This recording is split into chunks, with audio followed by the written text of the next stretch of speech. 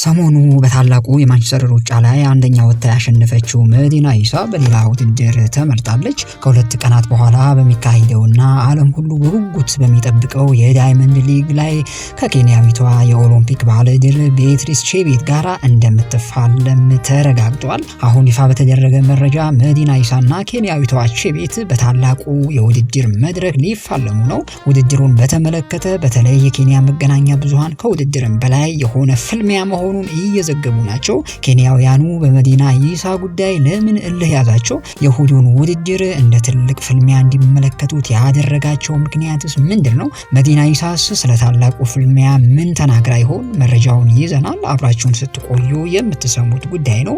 በዚህ የመረጃ ሰዓታችን የምትሰሙት ሌላኛው ጉዳይ በትራክ ውድድሮች ላይ በቀጣይ የኢትዮጵያውያን የሚወክሉ አትሌቶች ላይኖሩ ይችላሉ የሚለው ስጋት ብዙዎች እያሳሰበ ያለ ጉዳይ ነው። ከቅርብ ጊዜ ወዲህ ወጣት አትሌቶች ወደ ጎዳና ወይም የማራቶን ውድድሮች ፊታቸው ያዞሩ መሆኑ ከፍተኛ ስጋት ፈጥሯል። ያለ እድሜያቸው ወደ ማራቶን አትሌቶች የሚያደርጉትን እንቅስቃሴ በተለይ አትሌቶች ገንዘብ ፍለጋ የሚያደርጉት ነው እንጂ አጠቃላይ ውጤቱን መዝነውና የሀገርን ጉዳይ ታሳቢ አድርገው የወሰኑት ውሳኔ አይደለም በሚል ብዙዎች ቅሬታቸውን እያቀረቡ ናቸው። በዚህ ጉዳይም አጠር ያለ መረጃ እናጋራችኋለን። ወደ መጀመሪያ መረጃችን ስናልፍ ባለፈው እሁድ በእንግሊዙ የታላቁ ማንቸስተር ሩጫ ላይ የወርቅ ሜዳሊያ ያሸነፈችው መዲና ኢሳ በሌላ ታላቅ ውድድር እንደምትሳተፍ በይፋ ተረጋግጧል። መዲና ኢሳ የፊታችን እሁድ በሚካሄደው በራባት ዳይመንድ ሊግ ላይ ከታዋቂዋ የኦሎምፒክ አሸናፊ አትሌት ቼቤት ጋር እንደምትፋለም አሁን የወጡ መረጃዎች አረጋግጧል። በተለይ ባለፈው እሁድ በታላቁ ማንቸስተር ሩጫ ላይ ለወርቅ ስትጠበቅ የነበረችው ኬንያዊቷ አትሌት ሄለን ኦብሪ በመዲና ኢሳ መሸነፏ አንዳንድ የኬንያ መገናኛ ብዙሃን ያበሳጨ ክስተት ነው። ምክንያቱም ሄለን ኦብሪ በዚያ ውድድር አሸንፋ ቢሆን ኖሮ በኢትዮጵያዊቷ አትሌት ጥሩነሽ ዲባባ የተያዘው የ5 ጊዜ የቦታው አሸናፊነት ክብረ ወሰን ላይ ለመድረስም ያስችላት ነበረ። መዲና ኢሳ ግን ያንን እድል እንዳጨነገፈችባት ነው እንግዲህ ኬንያውያኑ የተረዱት።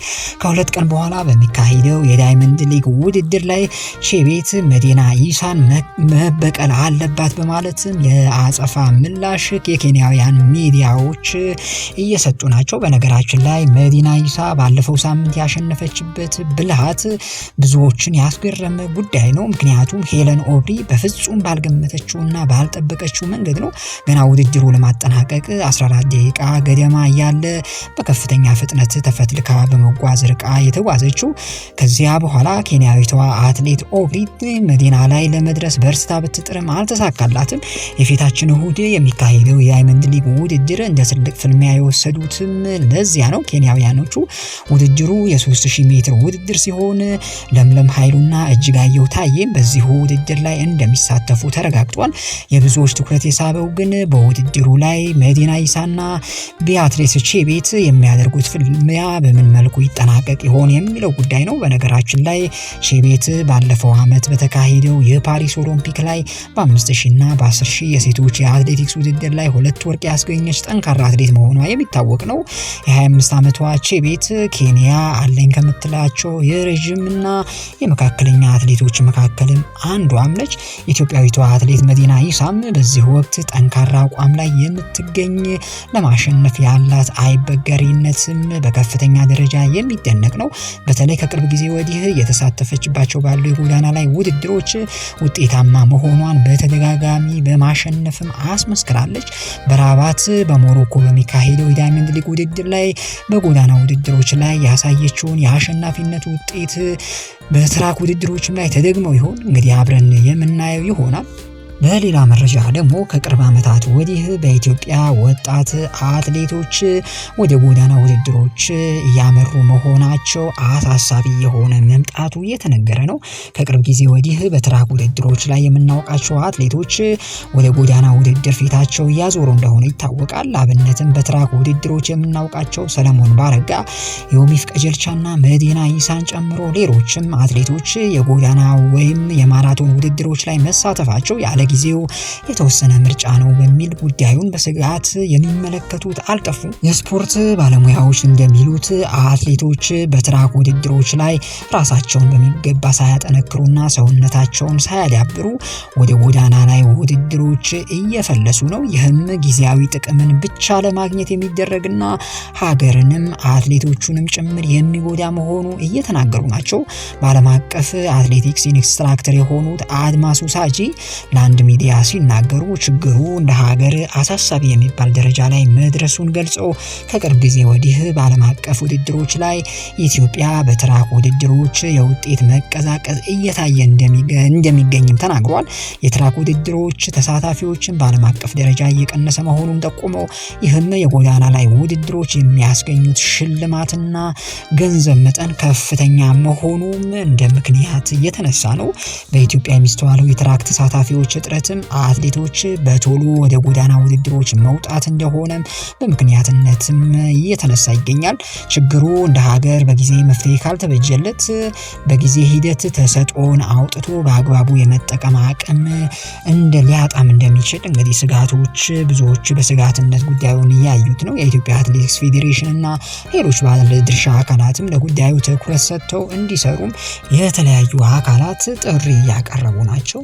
በሌላ መረጃ ደግሞ አርሰናል ከተጫዋቹ ጋር ሊለያይ መሆኑ ተሰምቷል። የሰሜን ለንደን ክለብ አርሰናል ከመሃል ሜዳ ተጫዋች ጆርጂኒዮ ጋር ለመለያየት መቃረቡ ተዘግቧል። የብራዚሉ ክለብ ፍላሚንጎ ከዓለም የክለቦች ዋንጫ ጅማሮ በፊት የተጫዋቹን ዝውውር ለማጠናቀቅ እየሰሩ መሆናቸው ተገልጿል። ከአንድ ወር በኋላ መድፈኞቹ ቤት ያለው ኮንትራት የሚያበቃው ጆርጂኒዮ በነፃ ዝውውር ፍላሚንጎን ይቀላቀላል ተብሎ ይጠበቃል። የ33 ዓመቱ ጆርጂኒዮ በፍላሚንጎ ቤት እስከ 2028 የውድድር ዘመን የሚያቆየውን ኮንትራት የሚፈርምም ይሆናል። የብራዚሉ ክለብ ፍላሚንጎ በዓለም የክለቦች ጨዋታዎች ከቼልሲ ጋር እንደሚጫወቱ መርሃ ግብሩም ያሳያል። በሌላ መረጃ ደግሞ የቀድሞ የሊቨርፑል እና የባርሴሎና እንዲሁም ደግሞ የስፔን ብሔራዊ ቡድን ግብ ጠባቂ ፔፔሬና ጓንቱን በ42 ዓመቱ መስቀሉ ይፋ አድርጓል። ፔፔሬና በእግር ኳስ ተጫዋችነት የመጨረሻ ጊዜውን በጣሊያን ሴሪያው ክለብ ኮሞ አሳልፎ አጠናቋል።